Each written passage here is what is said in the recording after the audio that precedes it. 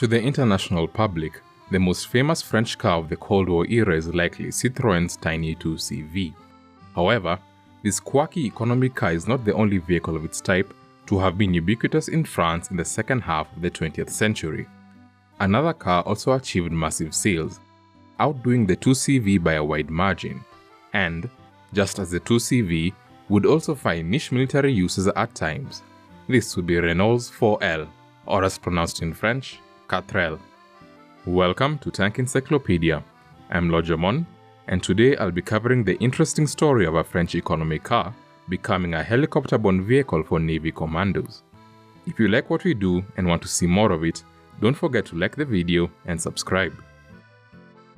The Renault 4, generally known as the 4L after its limousine version that would quickly become the most popular model, was introduced in 1961. It was a front-wheel drive vehicle and, significantly, the world's first mass-produced hatchback car.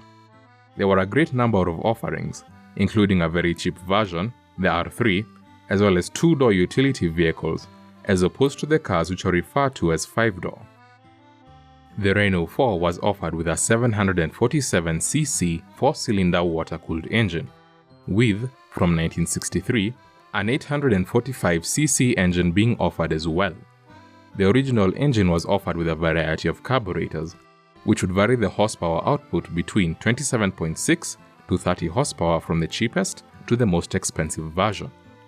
The vehicle had been designed to offer an economy car that would be more of a proper car, with superior performances in comparison to the 2CV, and this it achieved stellarly, being able to reach over 100 km an hour.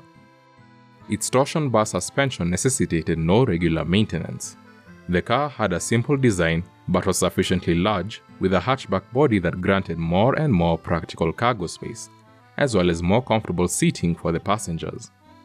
The only aspect of the car which was typically judged as obsolete in comparison to the 2CV was the 3-speed transmission. The move to a 4-speed transmission would be done in 1968. The 4L proved to be a massive hit.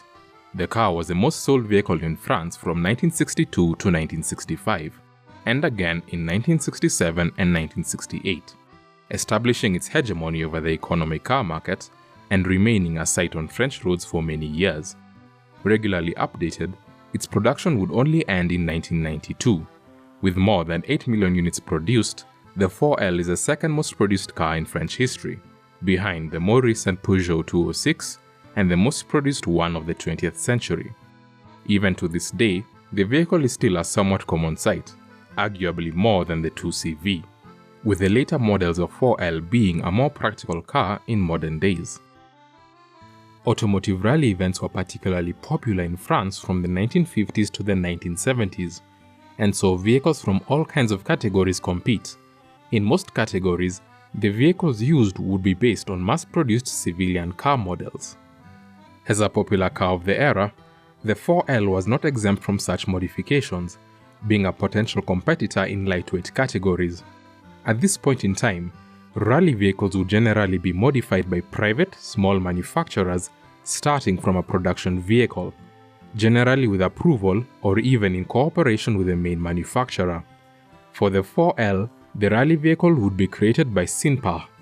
This was a fairly small company which previously specialized in modifying the chassis of Renault trucks, including, at times, for the French military.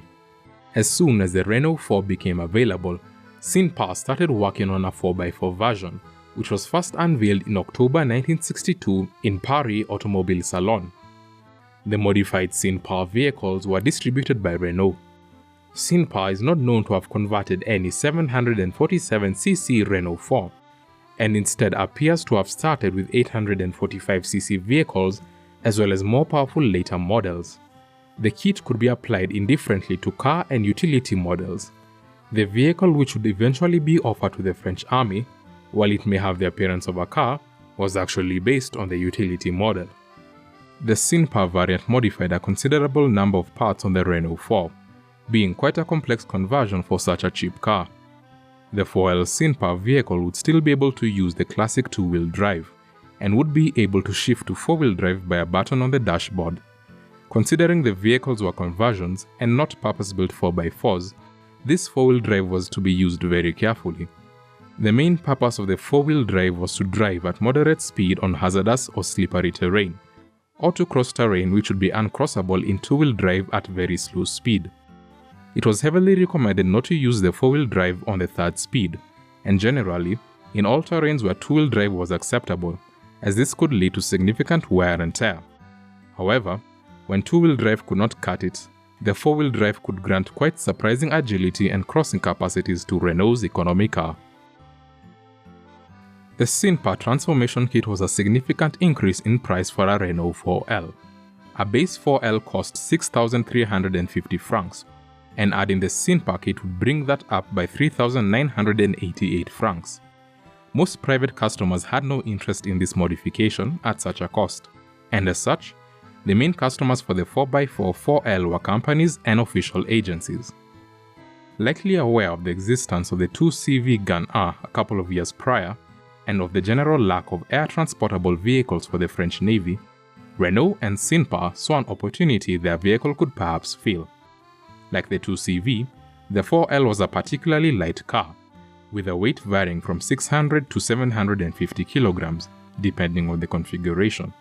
With some changes, perhaps the weight could be brought even lower. To fulfill the very low weight which would be desired for an airborne military vehicle, Renault modified a utility 4L vehicle. All of the rear of the body of the car higher than the front engine hood was pretty much stripped off of the vehicle to save weight. However, the need for cover from the elements was not entirely disregarded. The torpedo version adopted a lowerable windshield which could be put up or rest a few centimeters above the engine hood. A tarpaulin could be placed on top of the windshield, with mounting points on the rear of the vehicle's body in order to protect its passenger and cargo from the elements. The torpedo version of the 4L retained just the two seats of the utility version, and to the rear was a storage area, which would either be used to carry troopers or cargo. It also featured small benches on the side for personnel. In 1964, two 4L Sinpars were presented in the fairly popular Rallye des Cimes, competing in the less than 1000cc discipline. One of these was a 4L with a standard car body, while another one had a torpedo body referred to as a French Army type.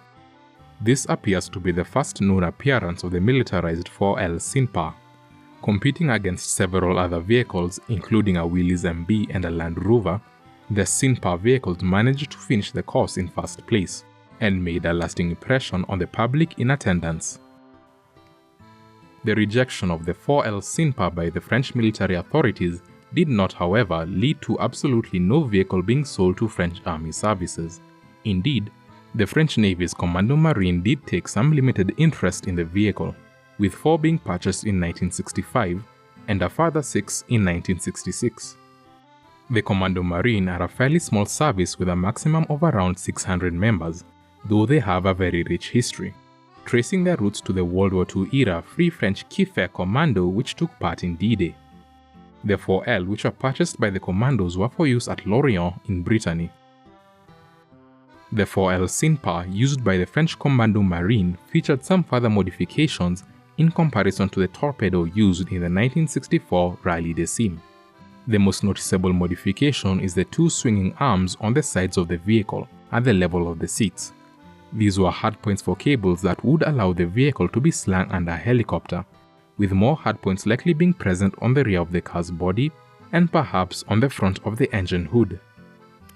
The vehicles are also known to have had a mount that could equip a machine gun. Considering the time frame, this would likely have been a 7.5mm AA-52. No photo appears to show the vehicles armed, however, and it is likely this would only have been mounted in operations. The vehicles were painted in an overall French Army green. Markings appear to have been limited to a French Army registration plate, featuring a French flag on the right, a registration number in the middle, and an anchor to the left. Commando Marine was inscribed in white letters on the lower bar of the windshield. The few 4L Sinpar which were purchased by the French Commando Marine had a fairly mysterious service life. Little is known of what was done and experimented on them, but they likely were never used operationally. Similarly, how long their service lasted is unknown.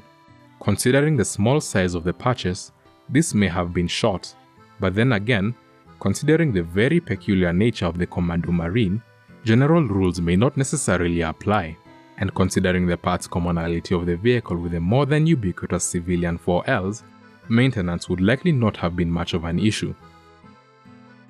As of 2022, 3 Commando Marine 4L Sinpars are known to have survived. One is regularly showcased in enthusiast meetings and events, and though its swinging arms have been removed, it is known to be legitimate. At least 2 others are not currently in running order, but are being worked on by enthusiasts and collectors to someday be. This concludes our look at the 4L Sinpar. If you are a regular follower of our channel or website, you may remember a video on an armed 2CV that was converted during the Algerian War, which we covered a while back. Which of these 2 topics did you think was the coolest? Let us know your thoughts in the comments. If you aren't already, consider becoming a subscriber so you don't miss a single video. If you want to contribute more directly, consider donating on Patreon or PayPal. The money comes back to you in the form of bigger and better videos.